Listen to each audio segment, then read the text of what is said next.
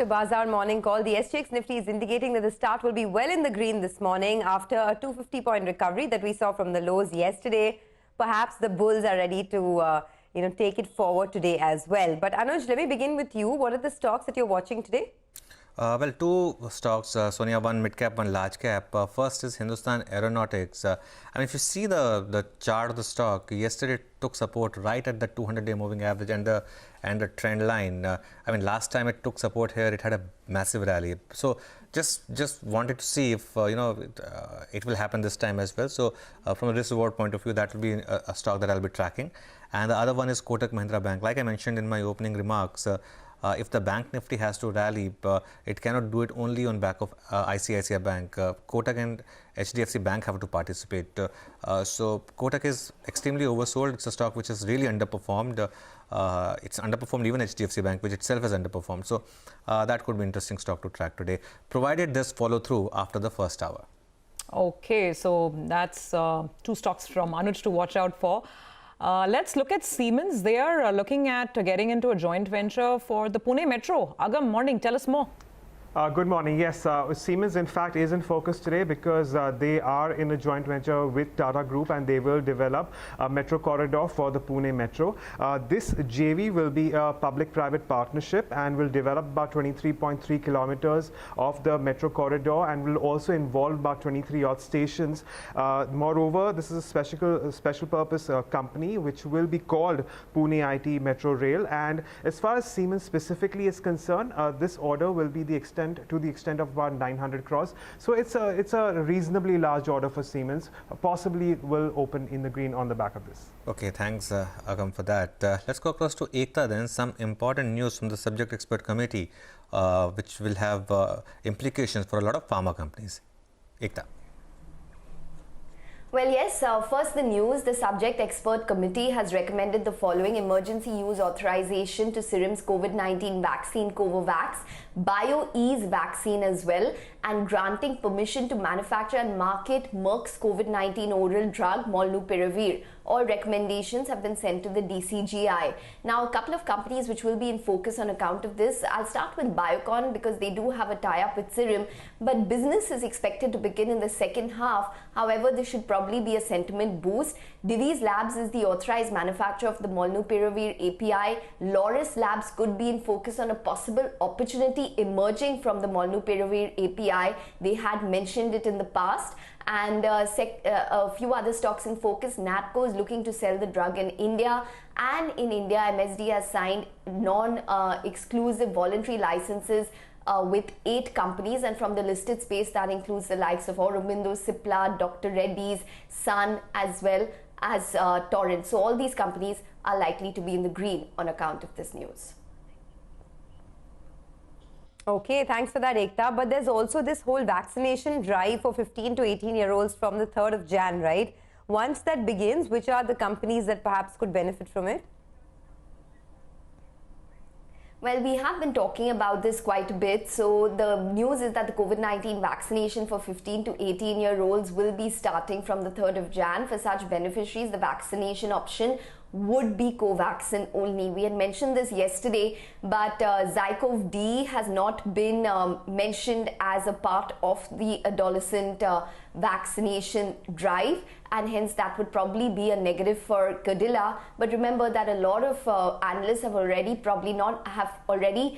factored in the fact that this vaccine opportunity might not be as much as anticipated. So maybe the worst is already factored in. Separately, the likes of Manipal Hospitals told CNBC TV18 they're still awaiting more details on Zycov D. Sunita Reddy of Apollo Hospital said they have not placed any order for Zycov D as yet. They're not even looking at any further orders for Sputnik as of now, and they will go ahead with a plan to procure more Covishield Covaxin doses. Remember that we have pretty much always said that Sputnik as well as Zycov D have been pretty much non-starters, and the comments coming in from the likes of Manipal and Apollo seem to confirm that.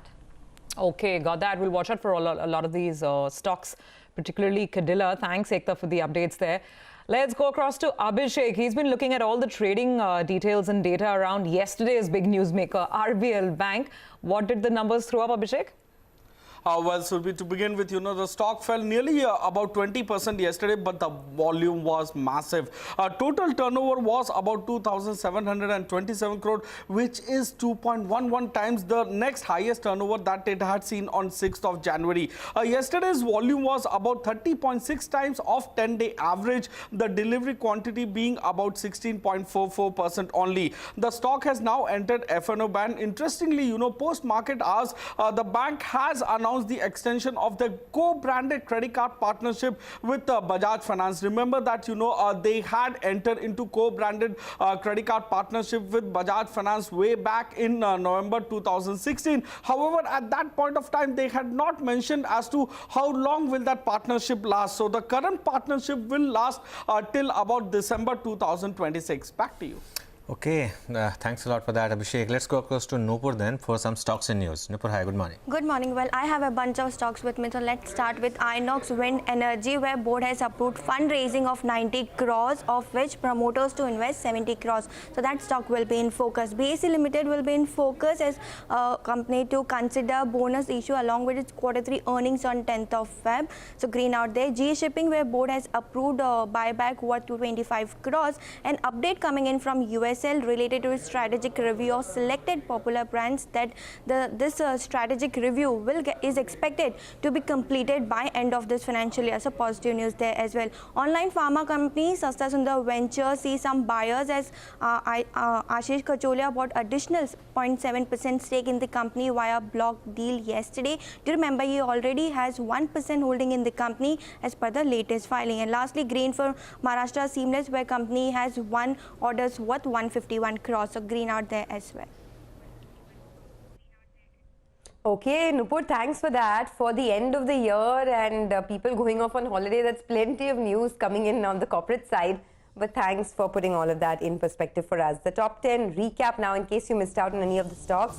Stocks with positive news flow. There's Siemens, Biocon, Divi's Labs, Laurus Labs, Natco Pharma, Cipla, Sun Pharma, Torrent Pharma, Inox Wind, GE Shipping, USL, Maharashtra Seamless. While stocks with negative news flow, there's RBL Bank, Cadila Health and Dr. Reddy's. Well, let's do one thing. Let's go across to our commodities editor, Manisha Gupta, to find out how the year end is looking like for the world of commodities. Manisha, hi, morning.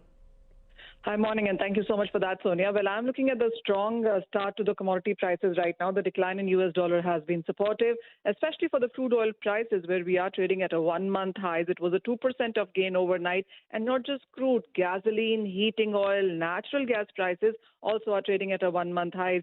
The low end of year trading volumes definitely are there, and on and off spikes in COVID headlines also seems to be tempering moods. But look at the crude prices. We are back around that $79 per barrel mark there. The money managers have increased long positions in futures and options. There is a case that Omicron will not lead to very strong restrictions, and there is strong demand expectations in the first quarter of 2022. That clearly seems to be supporting crude prices. Metals have started the day strong. Gold and silver prices also trading at a multi-week highs. The weakness in US dollar definitely supportive, and the commodity is in flavor. Oh, speaking of commodities in flavor, Manisha, you told us about soaring coffee prices. That played out in the equity market yesterday. Stocks are going through the roof. In fact, we'll talk to one of those companies in just a bit. Need to take a break right now. Thank you, Manisha, for that. Gurmeet Chadha, co-founder and CEO of Complete Circle Consultants, is going to join in. We'll talk about, of course, some of the newsmakers today, the stocks in focus. And also, yes, it is all about coffee. So we'll get chatting with Chala Srisant, managing